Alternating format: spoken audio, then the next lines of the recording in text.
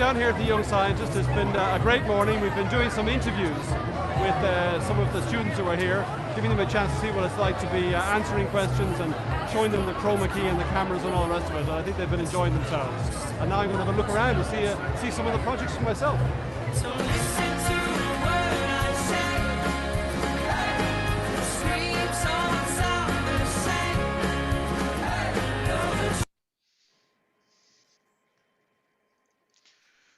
Hello everybody, you're very welcome to today's session.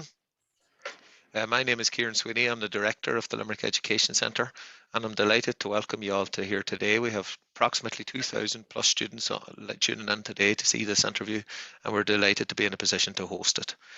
I'm delighted to first welcome Fidelma Healy-Eames here. And Thank you very much. Thank you, Kieran. Fidelma is studying careers.ie, and we're delighted to host the first Inspiring Ireland interview here today with Bryan Dobson. Just a little bit of housekeeping before we introduce Bryan. The first thing is there's a Q&A function at the bottom of your screen, and we realise we're beaming into classrooms. Fidelma has some questions she's going to ask Bryan throughout the interview. If there are other questions that you have, if you would give them to your teacher can put them in through the Q&A in the bottom of your screen, and there will be an opportunity at the very end to ask Bryan those questions near the end of the session. So without further ado, we're delighted to have Bryan here. Bryan, you can turn on the camera there. Yes, I think I can. Hello. Okay, so Kieran, if you like, I'll head off on this one. So look, thank you very much, Kieran, for that introduction. And thank you very much to Limerick Education Centre for hosting our first ever Inspiring Ireland interview. And this is the beginning of a new series of interviews with influential Irish people around the country, well known to the boys and girls tuning in. And good morning, boys and girls, and especially to your teachers who have decided on your behalf that this would be something worthwhile for you to participate in this morning. And I'm sure you're as excited as I am, because I'm delighted to to welcome Bryan Dobson, my first guest on this Inspiring Ireland, Inspiring Students series. And Bryan, I chose you for a particular reason. I was reading I think it was the Irish Independent some months ago, and I read that you found learning to read difficult in primary school. I read that your mum was really influential in that regard. And then later when we met and spoke, I found out from you that you found it difficult to get the grade you needed in English to get into journalism. Yet today, you're one of the top 10 presenters and broadcasters in RTE. So if we could start there, Bryan, and tell us, how did you do it? That's phenomenal what you've come through. Well, I had setbacks through my school years, and I'm sure pretty well everybody does. Despite appearances sometimes that we like to present, we all struggle with things at various stages in our school lives and our later lives as well. It doesn't stop just when you leave school. Exactly. But you mentioned my reading difficulties. I was held back in national school when I got as far as second class, so I was held back going into third class, because really my reading ability wasn't up to the next level. Now, I was quite young. I went to school very early on because of the way my birthday fell. But it's something that at the time, and I remember it even to this day, had a big impact on me. I suppose I felt I'd failed or I'd let people down in some way, that I wasn't up to it. I was inadequate. You were just I was a small kid. Yeah. I went to a two-teacher school. So at the time there was a husband and wife for the two teachers. And the wife looked after the junior infants, or the infants and first and second, and the husband, who was a traditional schoolmaster of the kind that perhaps doesn't quite exist any longer. I remember he wore enormously, it seemed to be large, black leather shoes, and he was quite a severe character, in his way. And I think the teacher and my parents felt that I really wouldn't last. I would have a few problems if I went ahead. So they held me back. They held me back a year. Yeah. Okay. And So yeah, like you said, that had a devastating effect on you. So how did you deal with that? I mean, you're only an 8 or 9-year-old, a 7 or 8-year-old probably at this stage. Well, I suppose well, you just get on with these things. But what happened was that the other children in my class went ahead to the next year, and I was left behind. So that's quite a thing to sort of take on board when you're whatever age, 6 or 7 or whatever age I was. But I remember hearing there was somebody else some years ahead of me who had a similar experience. And I searched him out at a function on one occasion. Now, he'd left the school, but I knew who he was, and I happened to bump into him. And I asked him about this, and he said, I think he said, don't worry, sure, it's just, get on with it, and you'll forget about it in due course. But I was that exercised about it. And then again, but actually what happened was, for them, by the time we got to Christmas of that year, my reading had improved to the extent that I was able to move ahead, and I started going into the bigger room, the next class for some particular lessons. So it kind of moved on from that. Fantastic. And I think that's quite something. And I'm thinking of the children listening in today, and the boys and girls that are, in second level right now, and, all the challenges that they do face, that you at 7 or 8 years of age, that you had the courage to approach a boy who'd left the school. That's quite something. Where did you get that from? Well, I suppose it's just, I'm in a business where you walk up to people and ask them questions and try to find out information. So maybe that was always there. So you were practicing. You were practicing. Yeah, maybe it was early on. I think I've never been afraid to ask for information, ask to find out about things, and it probably is kind of part of that sort of the journalist in my makeup, if you like. There's no such thing as a foolish question. I firmly believe. Oh, excellent. And it's a really, really good skill to be able to ask, I have a very bad sense of direction, but I'm able to ask when I'm lost. So anyway, okay. So then you mentioned to me, because we've had a chat before today, obviously, Bryan, you mentioned to me as well that, when you really began to know during your second level years that you wanted to be a journalist, and you needed that honor in English, and that was tough. Do you want to talk a little bit about that? Well, what happened, to step back a little bit, actually, it was transition year really that focused my attention, if you like, or ambition, if you like, in the area of media and journalism. I took part in one of the very first pilot transition year programs, which is obviously a long time ago. And there was media elements in that. So we produced a magazine and a radio program, which I was involved in helping to produce. And that was my first exposure, if you like, to journalism, because I had no background in media. I don't have a family background. I didn't know anybody who worked in media or journalism. So it was something that came very much through that educational experience, that TY experience. And I had a particular teacher who was effectively the TY coordinator. And as this idea began to crystallize in my mind about perhaps looking at a career in journalism, I went to him. His name was Veer Wynne Jones. And some of the teachers might remember Veer because in later years, he was a newscaster, news presenter himself, and a sports reporter. And I went to, he was early in his career at this stage, he was in his early 20s, I think, as a young teacher. And I went to him and I said to him, Mr. Wynne Jones, I'm interested in journalism. Have you any ideas or what I might do? And there and then in his little office, he said, sit down. And he reached out and he picked up the phone and he rang the Irish Times. And he got through to somebody there and he said to them something to the effect that I have a student here in New Park Comprehensive School in Blackrock in Dublin, and he's interested in journalism. Can somebody talk to him? And I had an appointment within a few days to go into the Irish Times and meet somebody. And I still remember going in, I think he was a head of personnel or something like that. And here was I, a 16-year-old. And I don't remember much about the meeting, except that he sat with his back to the window. So all I got was a silhouette of him. He had broken his arm. So his arm was in a sling. I have no idea what advice he gave to me about a career in journalism. But what I remember, Fidelma, is that this teacher, Veer Wynne Jones, took seriously my ambition expressed as a 16-year-old, and he acted on it. And that's an enormously empowering and encouraging thing for a teacher to do. And Bryan, can I just say that is the purpose of even this series of interviews, that a conversation with the right person at the right time in your life can change a life. And, when young people get to know people that are famous or well-known or influential, we sometimes think that they were always like that. But we know that's not the case. And in a way, that's what we're trying to do here. We're trying to really bring real life story to children and young people, teenagers in their classrooms, but to bring them through the story of the person's life. So for that reason, Bryan, I'm going to stop you there on the the story of transition year just yet, because I think that's really key. And I think, it's so important we tease that out. Can I just bring you back a little bit to the boy at school? And you've given us that wonderful, insight into how difficult it was when you were held back. And your mother was particularly influential in your life, Bryan. In what way did she wave the flag to you, if you like?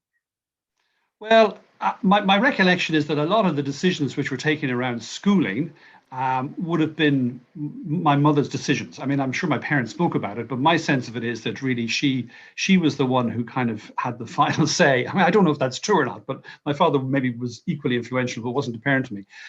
So particularly when it came to going from national school on to secondary school, my name was down. I was to be enrolled in a particular school, which was near enough where I lived. And at the time they had this entrance exam system. I don't know, does it happen in schools any longer? But you go in as there's other tests. There's not an entrance exam. Yeah. Well, the entrance exam was you sat down in an exam hall. First time I'd ever sat in an exam hall in my life, and you had to do this. It was, I suppose, English and maths and Irish and the basics. And on that basis, then you were graded whether you were in the A class in the school or the B class. And this wasn't per subject. This was, my recollection, across the board. You were an A student or a B student, and that was it. Mm. And I did this exam, and they got back to my parents and said, well, I'll be in the B class. And my mother wasn't very impressed by that. And the teacher in the national school at the time, who was a wonderful lady called Hilda Foster, who was coming towards the end of her career and had actually taught my mother in school at the beginning of her career. So she stretched between the generations. She told my mother that sending me to this school would be a big mistake, and much better to send me to this new school that was getting going called New Park, which was a comprehensive school. It was a whole different, at the time, educational ethos and approach, which I think is pretty typical now of most schools to, if you like, to deal with the young people in their totality, and not just to be, a grind school, if you like, for academic success. I went to New Park, and that was very much my mother's influence, definitely. And I think that the primary teacher said to my mother, she said, if he goes to this other school, he'll sit in the back of the class, he'll be ignored, he'll do nothing. And it was a fee-paying school. He says, you'll be wasting your money and he'll be wasting his time, and it's like, those precious years. Again, like, that's fabulous, because we have boys and girls listening in today, like my own school, Scoil where the 6th class are listening in, and they're moving to a secondary school in the autumn, and lots of other kids around the country, Bryan. And those decisions are important. And like, you mentioned there, your mom made those decisions, and some parents really have a sense of their child. And like, sometimes it's not cool to listen to your mom, but boys and girls, you heard it there from the horse's mouth. It worked for Bryan. It worked for Bryan. And tell us, what type of a kid were you? A boy growing up, what type, did you listen to music? What sports did you play? Do you know what I mean? What would you say your biggest challenges were? Well, I played a bit of sports. My father and an uncle were very sporty, very active in sports. So I was involved in a bit of sport. I was never much good at it, but I kind of had a crack at it during my teenage years. I listened to a bit of music, but not probably until I was a bit older. I had a few friends, not many, just a few close friends. The school I went to, a national school, was quite a small school, and the individual classes were quite small. Maybe just a handful of children in each particular year. So there was a small circle of friends, and we did just what I suppose. And Bryan, kids did you have a best friend? I did, yes. I at least I think. We were friendly, but then what happened was he, at national school, when we went to secondary school, he went to a different secondary school. So we sort of lost touch at that stage, and our lives took. We kept in touch. Then eventually he emigrated. A lot of people in my generation lost contact with friends through emigration, because our generation, many of our generation, left the country. And Bryan, I know when we were chatting before as well, you were saying making friends wasn't always easy. And that's a big challenge today for our kids, because, well, we have all the other outside influences of social media, and the impression that if you're getting lots of likes, that you're liked, etc. But what is difficult about making friends? What is the challenge there? And how do we know when we have a friend? Well, these are big enough questions. First of all, I mean, I know on Facebook, you have hundreds of friends, quote unquote, but I think in life you've very few really important friends, who are there for you. And I suppose they're there for you no matter what. They're unconditional in their friendship. When you make a mess of things, or things, you treat them badly, maybe they're still there as friends. And I would have had a fairly small circle of friends. And I find one of my sort of regrets about secondary school is I didn't make a lot of friends in secondary school, a few, and then I didn't really keep in touch with them. And I don't think there's anybody from secondary school that I'm still friendly with. It's people who I've got to know in college, some people in national school, but a lot of my friends actually were outside the school arena in other areas, in other walks of life. I was actually talking just very recently, somebody who I had been in school with, in secondary school with, contacted me on something else entirely, and I hadn't spoken to her since we left school. And he was very involved in sport. I went to a hockey school, and he played hockey at a fairly high level. And that was a great way of continuing his relationship and friendship with people in the school, because they went through from school into the club that was associated with the school. I suppose we'd certainly see that around the country, that like, I suppose sport is huge now in young people's lives, be it hurling, football, rugby, whatever the sport is. And it is a great way to develop. And now that the COVID is somehow lifting to some degree, it's great to see sport back again for the children. And then moving on to the academic areas with you, Bryan, and the choices of career. What subjects did you love, from primary right to second level, would you say? Oh, I loved history and geography and English, and later on I did economics.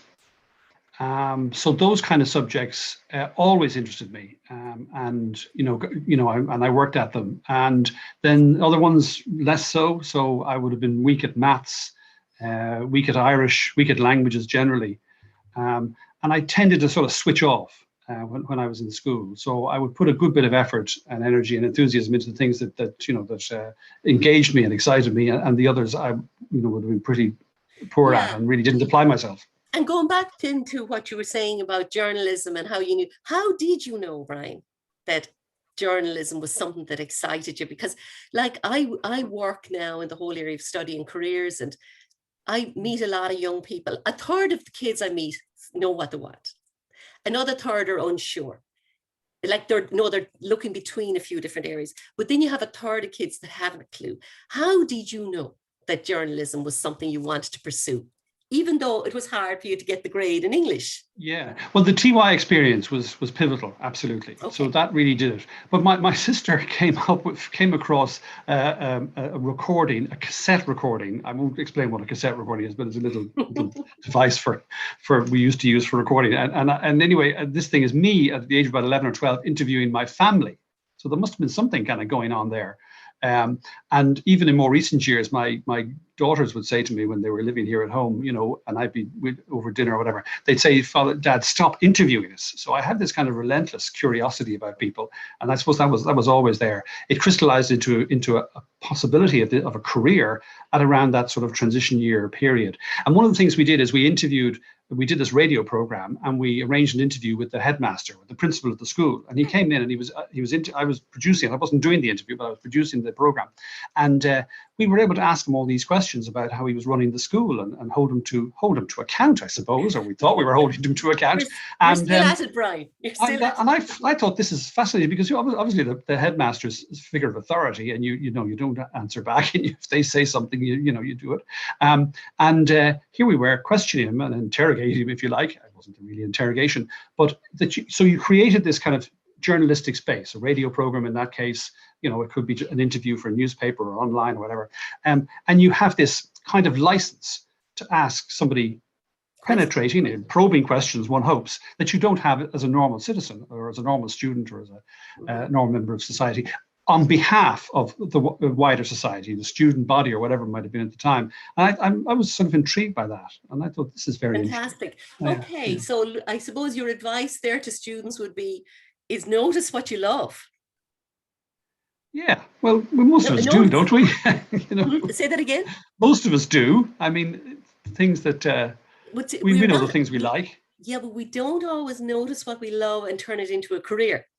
Yeah, because well, there isn't always that link, and I Yeah. suppose I was lucky. The school experience, the TY experience, made that Yeah. link. So you know, between a sort of nosy, inquisitive child to somebody who might have actually make a career of this. Absolutely. Yeah. And Bryan, how did you get over the hurdle then of, you told me yourself that you did English for your leaving cert, you didn't get the grade to get into journalism. So what did you do?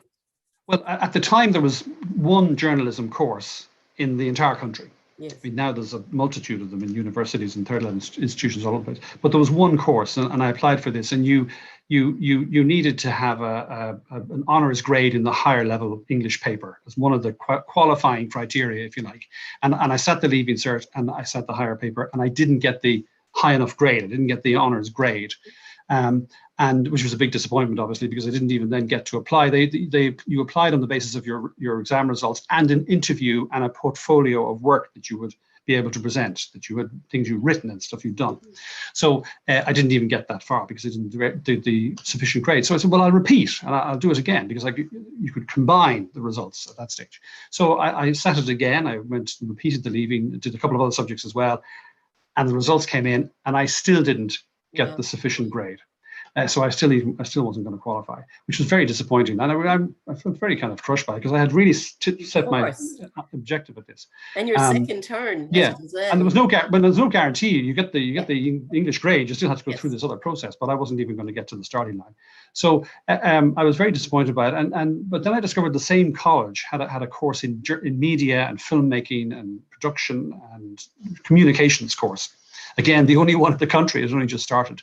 And I thought, well, maybe I'll give that a go. So I applied for that, and I got a place in that course. Wonderful. And that was great, actually. It was one of those things happen for the best, because I got a lot of training and grounding in how to communicate, how to tell stories through sound, through film, through editing, all of that. So it was a very rich education experience. Bearing in mind who's listening, I think to the boys and girls and students listening, you have it from the horse's mouth, so to speak, because there's always another way, isn't there? Like you knew what you wanted and you persisted, and despite disappointment, you still found another way to get there. So that's really inspirational. And that's really what we're doing. I'm going to go on to the day job, Bryan, now with you. And you've been the 6-1 news anchor, you've been on Morning Ireland, and now you're the News at 1 anchor. Bryan, could you give us a snapshot of the range of activities you engage in on a daily basis? Just give it to the students now. So, well, my job now is presenting the 1 o'clock news, which I'll do once we're finished here. I'll head into the newsroom. Yeah. And that's a 45-minute news program. You'll have you out on time, Bryan. I'll be fine. I was on, because we can work remotely now. I was doing a few calls earlier, so I had their permission to bail out for this 40 minutes or so. So it's a radio news program. We go on the air at 1 o'clock. We come off at 1:45, and we try to cover all the main news items of the day. So there's a team of people who I work with. There's an editor. We have 3 or 4 reporters who will work on stories. We try to find guests. We say, well, if we want to cover this particular story, something that's happening, who might talk to us about it? We're looking for interviews really a lot of the time. The reporters sometimes then will go and assemble their own reports, where they might talk to 3 or 4 people on a particular topic and put that together as a pre-recorded report. And we just, the great thing about the job is you start more or less with a clean slate every day. And you don't take work home with you, by and large, in daily journalism. Yeah. You do in other kinds of journalism, but you just, when you walk out, you leave it, because there's not much preparation you can do for the next day, because who knows what the news is going to be the next day. Now, we do a certain amount of forward planning, and we try to arrange interviews with maybe people who are a bit harder to get, and you might have to put a bit of extra effort into trying to secure them, and they might be planned ahead of it. But a lot of it is the excitement of the day, just working in the day. And I've always worked in that kind of daily journalism. So you're always in the moment. And what would you say is, and this is a question from a student in the 6th class in the 6th class of my school, Bryan, what's the most challenging aspect of your job, would you say? Now it's trying to be able to be on top of a big range of stories. So today when I go in, we'll be doing something probably on the pandemic. I mean, there may be some further stories there. There's violence, as you may have seen, in Israel and Jerusalem. So we may be talking to someone from the Israeli army or somebody from the Palestinian side. We're also looking at, there's now a story around bringing water charges in, and there's a suggestion that should happen. And Back again. I might do an interview again about that. So there's in any given day, you could have 4, 5, 6 different stories, and just keeping on top of them all. So making decisions. Making decisions. Yeah, well, I mean, journalism really is about deciding what matters and what you don't really have time for. So you have to focus on where is the story. What is it about this story that matters, that's going to get people's attention, that's important, that's interesting, that's going to engage listeners? And that's sort of a process that you're doing involved in all the time. And Bryan, down through the years, you've covered a lot of big stories. What would you say are the most exciting news stories that you have covered in your career, and why, really? Well, the ones that stick in my mind anyway are the ones where because of, and I feel privileged to have the job I have, you witness, if you like, a moment of history, the page turning, if you like. You don't see very many of those in any lifetime, and I haven't seen very many, but the few I've seen are the ones that leave, the lasting impression on me. And mostly they're encouraging stories. They're positive things that have happened. I mean, there's ones that have been dreadful. 9/11, the Twin Towers attack, those sort of the violent, the wars that followed that.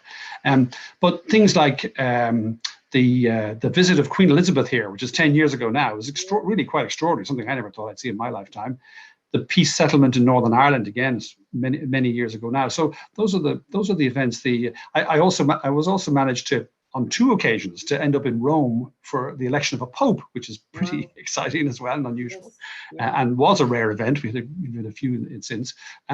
So those sort of moments, I suppose, the big moments, the ones that. And I've also been asked, Bryan, by a young kid here, what was the biggest step in your career? I know you're with us, Bryan, with the camera. Yes. Yeah, I'm sorry. I think I hit something by mistake. Sorry. The biggest step in your career to date. The biggest step in my career. Well, I suppose as a relatively young reporter, and I say relatively, I was about 30 or 31. Right, yeah. I was quite, early on in my career. I was assigned as a news anchor on the 9 o'clock news. And that was a pretty big step, sure, to have that kind of opportunity at that age. Okay. And I did that for a long number of years afterwards. But I started doing that at what would be quite a young age, I suppose. So that was a pretty big step. That was that was a big break as well, if you like, in a career. Getting back to, I suppose, getting an insight into the person you are behind the face we know, Bryan. Would you say you're a spiritual person, and what are you grateful for in your life? Oh, well, I mean, I'm grateful for everything I have, that I have an interesting and stimulating career, that I have a wonderful wife and 2 terrific daughters, and that I've had a rewarding and satisfying professional life, and that I've had health, and those around me have had good health. So I've had many blessings, if you like. I am a spiritual person. I'm a church goer. I don't profess to know what's going to happen to us after we depart this life, but I find great comfort and great solace in that, and I think it doesn't do any harm to spend a certain amount of time each week thinking about yourself and why we're here and what we're supposed to be doing, and thinking about others, and wishing health and relief and comfort to those who are in distress. So I think all of that is important to me, and it's an important part of my identity, I think, of who I am. And thank you, because I think we all need to connect with that piece of ourselves as well. I'm just going to have a real quick fire round with you now, Bryan, put you on the spot here. Just if you could give me 3 words to describe maybe some random events or people I'm going to throw at you. Okay. So if I say Brexit. Oh, chaos, border, discord. COVID, well, pandemic, lockdown, testing. Very good. Boris Johnson. I interviewed him. Is that okay? Yeah, that's another story. Hurling. Fast, furious, exciting. Sailing. I know this is your hobby. Oh, sailing. Escape, challenge, wet. Fantastic. Okay, I'm going to hand you back now to Kieran for a few minutes, because he may have some questions there. And then if you come back to me again before we sign off. Thank you very much for that, Bryan. And thank you, Kieran. Brian, thanks very much. We're delighted to have you. I feel like I ate my dinner with you all my life, actually, because prior to social media, you were the main man in the country for the news, and you were in our house all the time as we were growing up. We have a multitude of questions, and I'm just going to ask you one question actually that has come in from a few people. You know, if you met your 15-year-old self, what advice would you give him or give yourself? If you met your 15-year-old self today, what advice might you give them? Well, you know, keep going, stick at it. That, you know, you've a long and hopefully thrilling and exciting life ahead, and you're just starting out, and nothing, you know, nothing is irretrievable. Life is full of opportunity. Try and spot the opportunities, try and seize them. Don't be disheartened by setbacks, because there'll be plenty of those, and they'll never end. they'll just keep going, and try and stay in touch with people. I think I might have said to Fidelma, I don't have too many regrets, but I do wish that I kept contact more with people that I'd met over the years and that I'd had formed friendships with. So, you know, hold on to friendships. It's very important. You know, your friends really are what will, you know, help you at so many different times of your life. So that's okay. Yeah, that was a lot of wisdom there, but thanks very much, Brian. Yeah, I think the school days are the golden era of friendship, really, you know. Thanks very much for that, and thanks to all the students that have submitted questions throughout the session. Thanks for your engagement. We're delighted. So, Fidelma, I'll just hand back to you now. Yeah, thank you for that, and look, thank you for that very inspirational message you've given to students, because that was probably the question I was going to end on. But I suppose I'm going to ask you, Brian, what is the message you'd give to teachers listening? Always encourage. Okay. Always. Encourage. I can remember, and fortunately, it's only a handful of occasions. I mean, literally 2 or 3 occasions in my entire school life where teachers discouraged or put me down, but I can remember them all. I know. And they can be very crushing. So, you know, always encourage, because it is so important, I think, in building anyone's confidence. That at that time when we're all growing and developing and discovering about ourselves, that the adults in our world, whether it's teachers and our family, you know, encourage us, help us, and, you know, make us believe that we can achieve our ambitions. And look, that is memorable as well, to say that to us as teachers, just to always encourage, because it's something that we have the capability of doing and the privilege of passing on as well. Brian, I want to say thank you personally for being my first guest on this Inspiring Ireland series. You're going to be followed by a champion jockey in my next interview, Rachel Blackmore. And so she's coming up next. And I just say to the teachers listening and the boys and girls, just to keep in touch by subscribing maybe to studyingcareers.ie and to our local education centres. My next education centre the next interview will be with through Tralee Education Centre. But really, to the teachers who have made the decision to link in with us today, I hope you've been happy with your decision. Boys and girls and students, go for it, grab it. This is your life, and there's so much to live for. And I think Brian is testament to that. So Brian, I am very, very grateful. And Kieran, Goramahagat Thu Féin Freisin. We'll finish with this one, Brian. You might get a laugh out of it. Oh yes, we think this about you. Good evening and welcome to the 6 o'clock news.